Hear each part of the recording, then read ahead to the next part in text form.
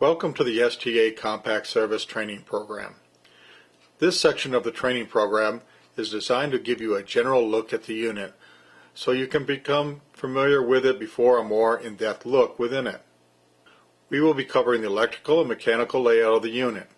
At the end of this introduction, you should be able to identify the different sections of the unit and what those sections in general are used for.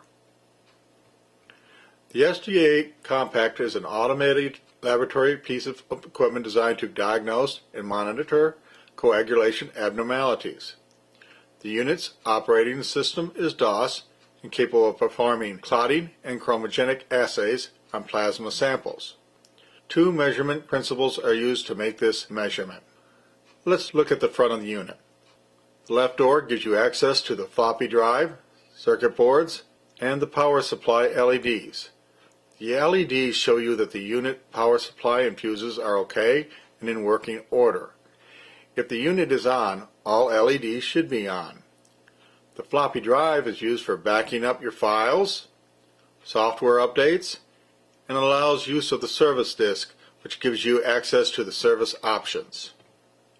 Now let's move on to the right door, which allows you access to the cuvette wheel and the syringe. The syringe is used to pipette sample and reagents into the cuvettes on the measurement block.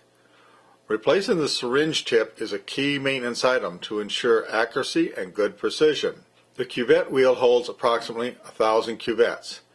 The cuvettes are placed into a shuttle by the cuvette loader.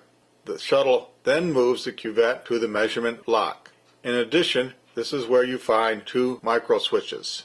One micro switch tells the unit when a shuttle is in the loading station, and the other micro switch that a cuvette was loaded into the shuttle.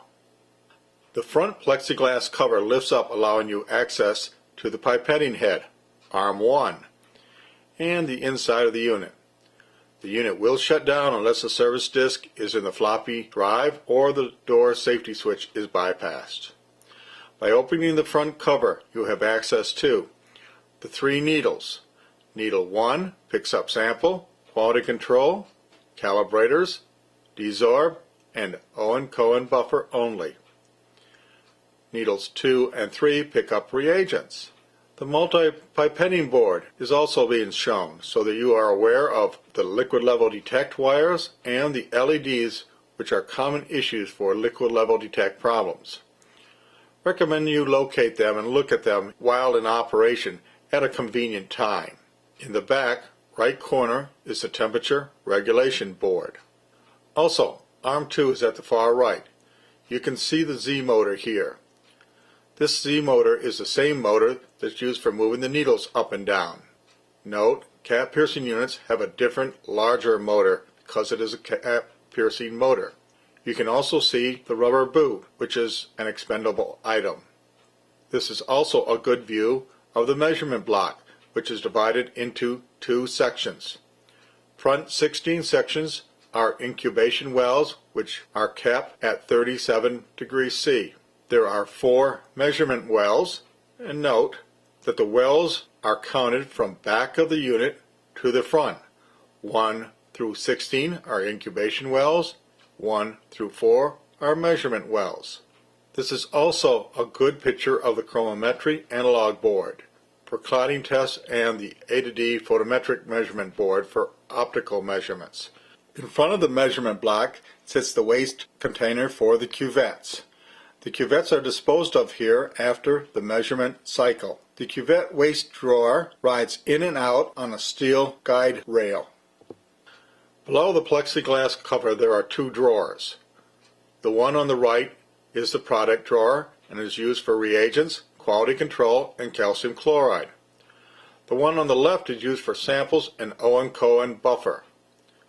Both drawers contain a sample and a reagent display board, and a sample and product detection board.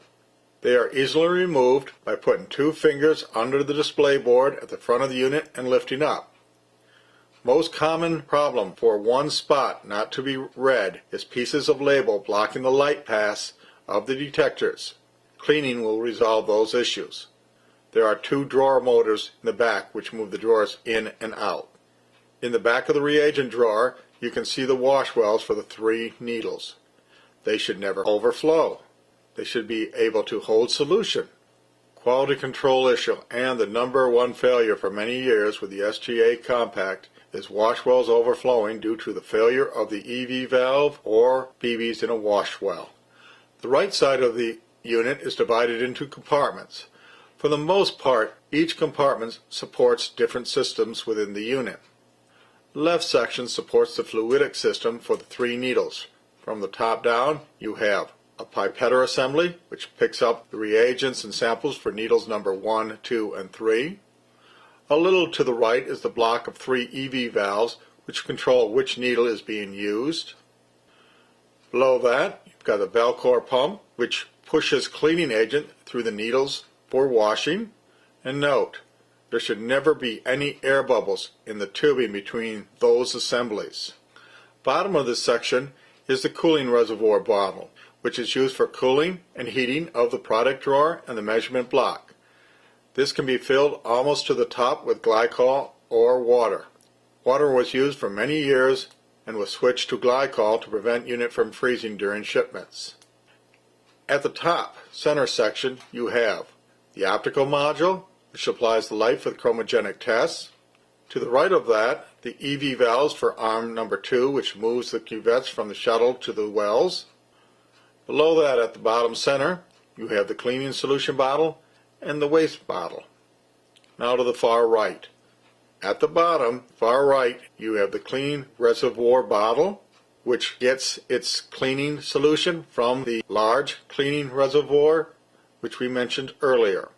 Right beside the cleaning reservoir bottle is the waste reservoir bottle, which is the far back of the instrument. The cleaning solution bottle should always have solution in it. The waste bottle will have different degrees of waste. Now onto the back of the unit. You have filters.